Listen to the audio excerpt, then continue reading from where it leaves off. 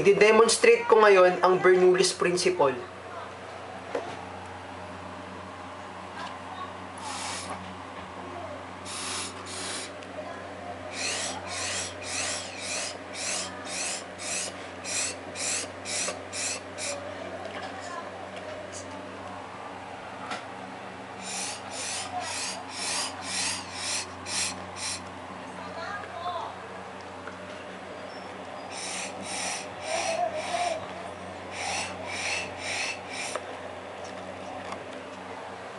Nakita nyo ba kung paano tumaas at bumaba ang tubig kanina?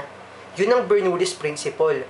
Habang umihip ako sa straw na to, yung bilis ng hangin na yun, nakakapag-decrease ng pressure sa tubig.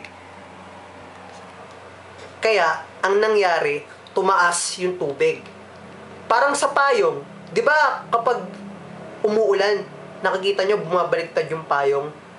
Yun din yun. Bernoulli's Principle yun. Kasi yung mabilis na hangin sa taas, tsaka yung mabagal na hangin sa baba, yun yung nagiging dahilan, kaya tinutulak ng mabagal na hangin yung payong papataas. Kasi kapag yung